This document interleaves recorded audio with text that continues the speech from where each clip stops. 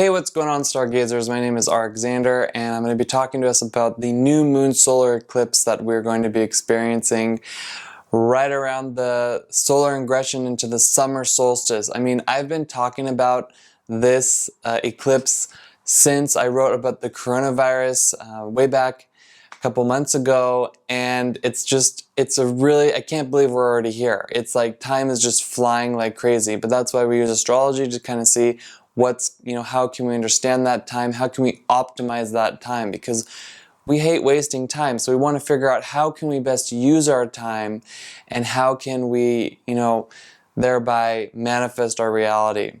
So there's really a lot going on here. And I think probably one of the biggest things that I want to say about this new moon, the solar eclipse, is about the power to really understand what appreciation is. And I say that because as we've been what's called plague, we've been going through plague of all kinds in our world. It's kind of like we're losing things in order to appreciate them more. And we want to prevent that. We don't want to appreciate things once they're gone. We want to appreciate them before they are gone. So that's then how we can become truly inspired as individuals and then go about life in a way that's meaningful and it's actually uplifting. And there are so many intense aspects going on with this new moon in Cancer that's going to affect all of the signs.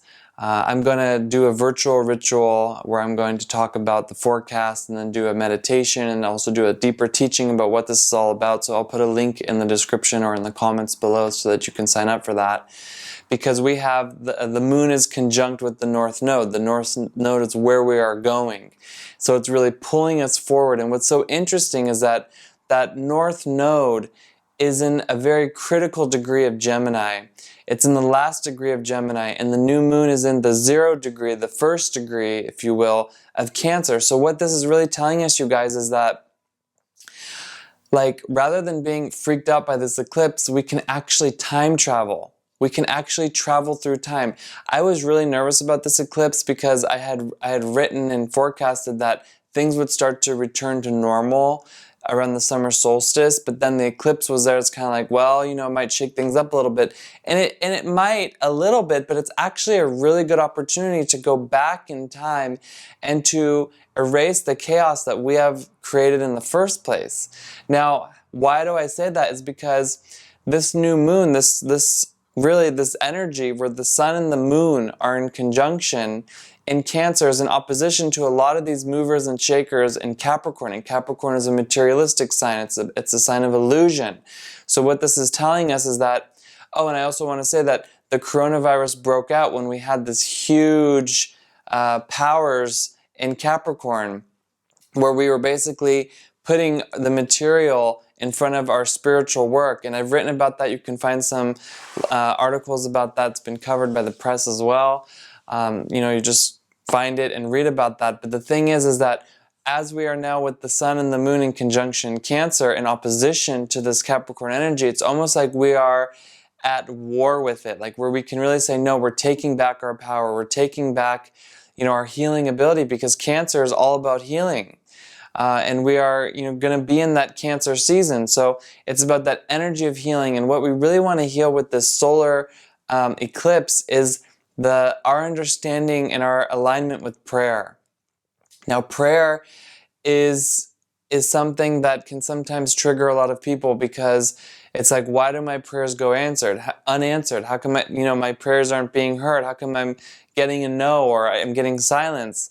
And maybe you don't believe in prayer, but that really doesn't matter, because the solar eclipse has been scheduled by the cosmos to help us to really fix that, because prayer is actually defined as a request and or appreciation to God. Now, God, however you understand it, the universe, the field, it doesn't matter. It's a very personal thing, but really it's that energy of request and it's that energy of appreciation. So what I want to say about that is that when we have appreciation before we make a request, the request will just happen. But when we have a request and then we appreciate it, it's good, but it could take longer. okay?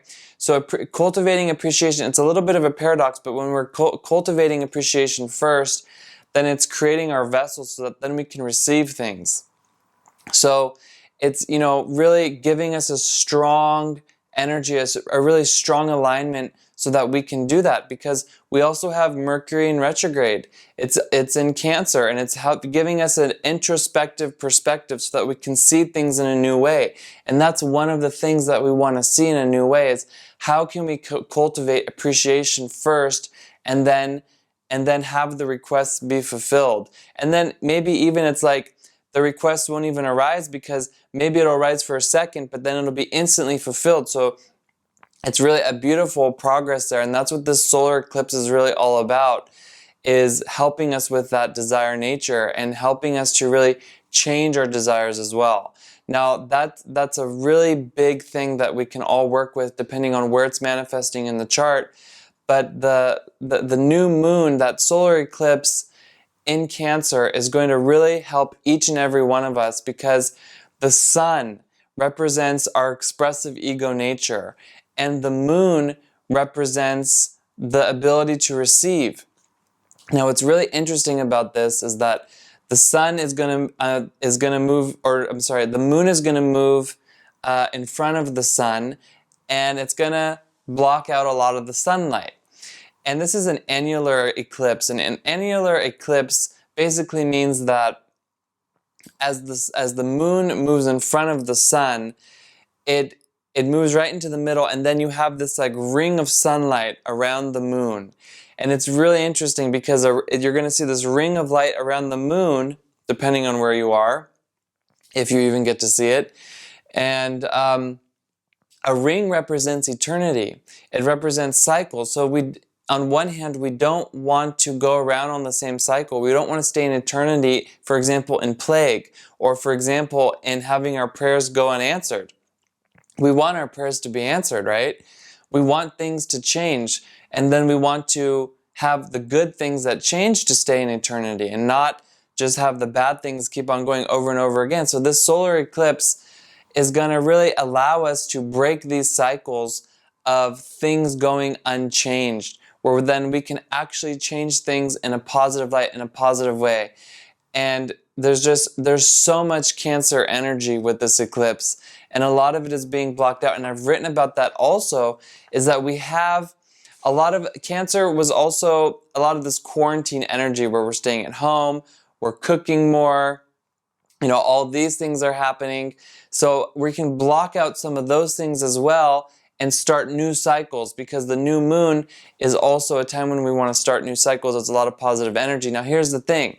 We're going to have 2 new moons in Cancer, one in June and also one in July. Now this one's being blocked out essentially by the eclipse, but then we're going to have a second chance at the end of Cancer, and it's going to be the first degree and the last degree. So we have the alpha and the omega energy here. So really, I can't stress enough how much opportunity we have to change here with this astrological schedule, this astrological appointment we have. And it's also really questioning us and asking us to see, okay, are we just like a firework that shoots up and burns out, or do we really have this inspirational energy, this energy of the divine fire that really keeps us burning and that really keeps us going? So again, depending on where this is occurring in your chart, it's going to illuminate a lot of the different themes that we need to look at and that we need to work on, especially after that Gemini season, where we can see, what are we channeling? What are we charioting? Like how are we moving things? Because normally with the moon meditations, we're working with what's called the minor arcana. But because it's an eclipse, we're going to actually be working with the major arcana. We're going to be working with that chariot energy, which is really powerful. It's really rare. And I really want us all to really optimize that as much as possible, working with the question. You know, I'll put a link in the description for my virtual ritual, but also for my article. You can read about that as well. And I also have to say that Cancer, the United States of America is a Cancer, you know, July 4th, you know, that energy of Independence Day. And so I'm going to dedicate a lot of the healing energy that we do in the virtual ritual to the life, all of life everywhere, but it's going to also be able to help things to really move forward and to balance out the energies as well. And to really again, give some more power, some more energy to positivity, which is something that we really need right now. So other than that, yeah, it's just like I'm really excited about all the amazing, powerful opportunities that's there. So really think about this for yourself. Cancer is also, we're going to have two new moon in Cancer, but this eclipse is really asking us to see, where do we block out our ability to take care of ourselves? Where do we block out our ability to really fuel our aspirations? And where are we getting stuck? And what is it that we are charioting, right? What is it that we are carrying through? Is it negativity or is it positivity? And if it's negativity, do we have energy mismatch with it? Do we really actually think that it's actually good? So this meditation is also going to help with our reticular activating system, which is going to help reprogram our filters and how we perceive reality. The moon is connected to the amygdala, which is our survival boss, so to speak. And you know, the new moon is going to really help us with that as well. And I will talk about it more in the virtual ritual. But some things that we can do meanwhile is really work with our astrological chart. Amber is a really good stone, a healing stone that we can use. Actually, it's a resin, but you can use some amber. Use smell some geranium essential oil or geranium flowers, or use the Cancer essential oil blend by the Astrology collection on AureliaEssentialOils.com. This is a really good thing to use. Also, take some supplements for the stomach, for the lymphatic system. Really work on the water within your body. Again, Cancer is the water of water. There's so much water, so much energy and sharing and all that really just wonderful opportunities that we have there. So really, I'm really excited about the solar eclipse. I've been talking about it for a really long time. I really truly believe that we can shift things for the better and really cultivate the energy of nurturing and caring for each other and caring for ourselves, and also being victorious and becoming warriors of spirituality and really using our emotions in a positive way, in a positive light. Let me know if you're excited also about the solar eclipse. Please, I'm really curious. And about this new moon in Cancer. We all have Cancer within our chart somewhere, so we all need to work with it. I'm really counting, on you to help us and, to really improve positive energy in the world, because we really need it right now. My virtual ritual is $12. You can just sign up for that. And, I have a 48-hour replay. Very important to do that. Just invest in yourself to help you with your own reality and help with the world. It's something that's really worth it. And I really believe in this window of opportunity that we have to shift things, because like I've written, realities are splitting. There are two different realities. We can go into the reality of hatred, that's where the reticular activating system is really only seeing that, or we can go into positivity. It's really up to you and the things that you want to do to get in there to do that. So leave a comment, like this video, subscribe if you like this, because I do post like this all the time. And I'm looking forward to hearing from you. And thank you for being the one who makes a difference by using Astrology. Thank you guys. My name's Arik. See you next time. Peace.